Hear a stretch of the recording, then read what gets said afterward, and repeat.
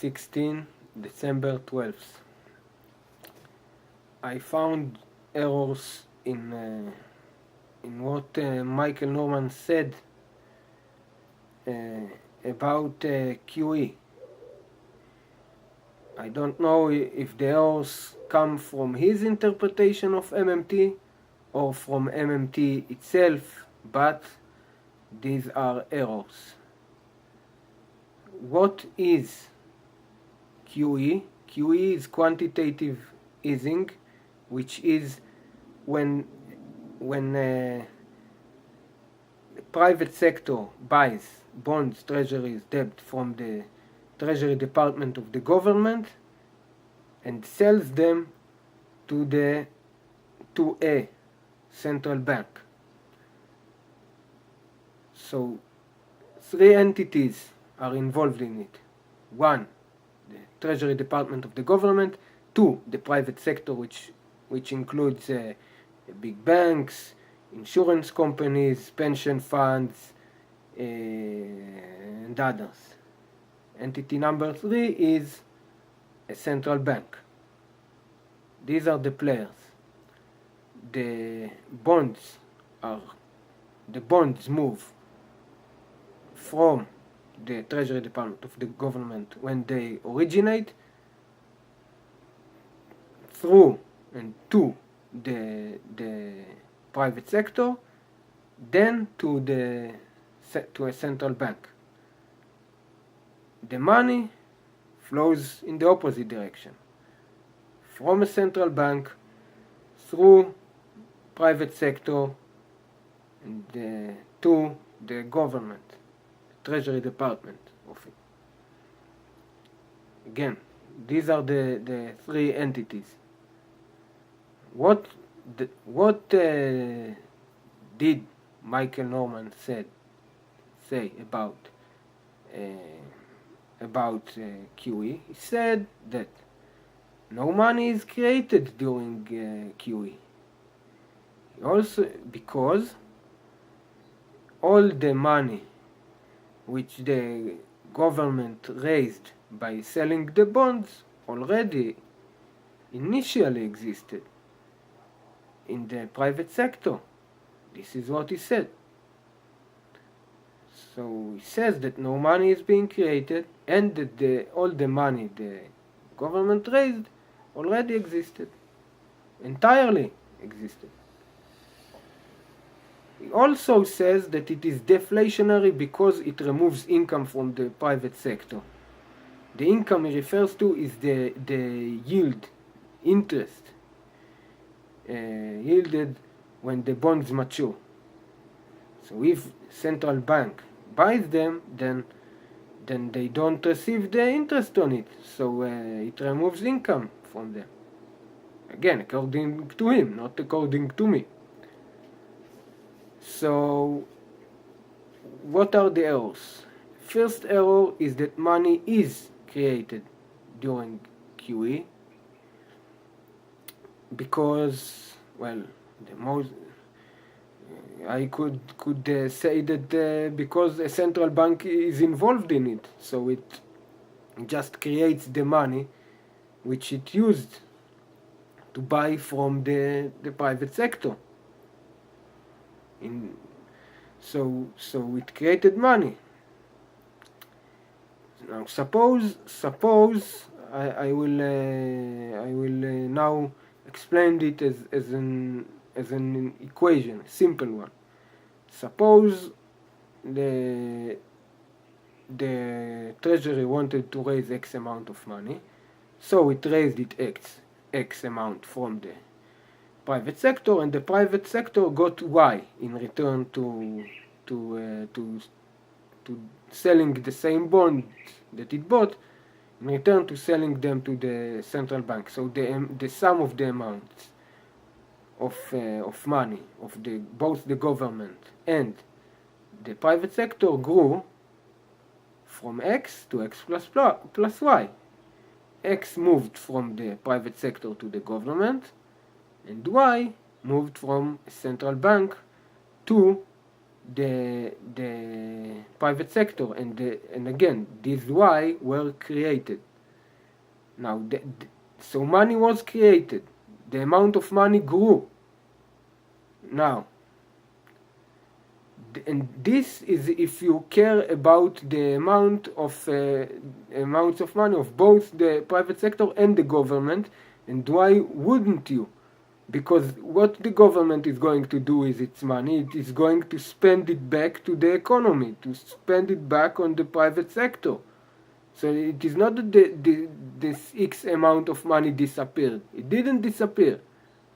It just moved from the private sector to the government. So you should care about how much the government has, because it did not disappear. Maybe when money goes to the central bank, you could say that it disappeared. Maybe then, but the central bank only paid money. It didn't receive money in this process. It received bonds.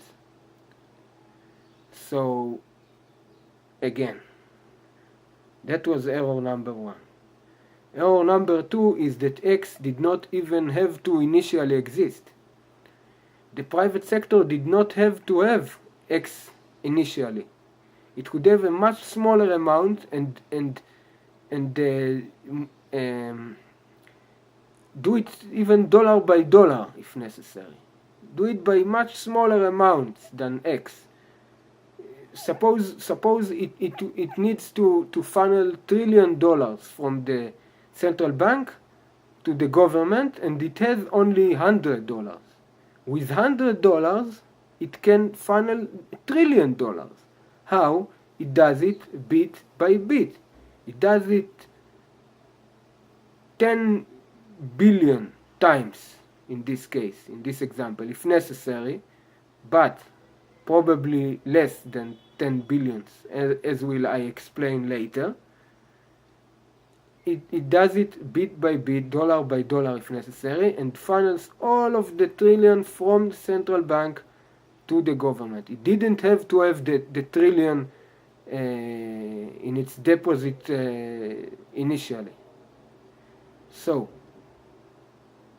money was created. Error number 1, money was created. Error number 2, the money which the government raised did not have to exist initially. Now, for error number 3, when I explained error number 1, I said that the total amount of money grew from X to X plus Y. Both X and Y are positive, and I didn't say anything about the relation between them. Suppose how big each one of them is compared to the other. Now I say something even stronger. Not only that Y is positive, it is bigger than X. Because if the private sector did not benefit from this procedure, it wouldn't have participated in it. It only agrees to participate because it is more beneficial to it than waiting for the bonds to mature. So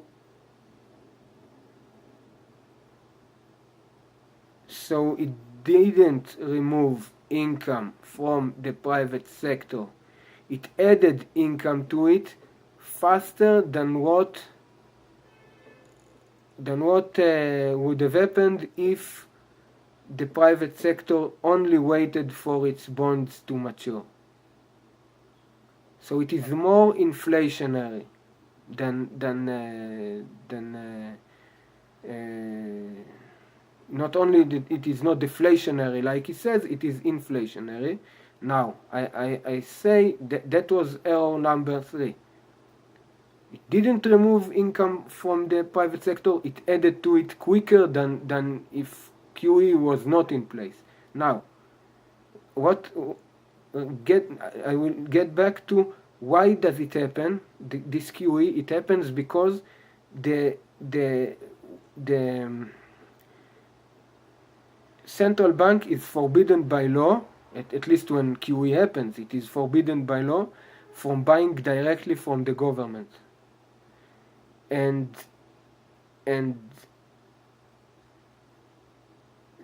this,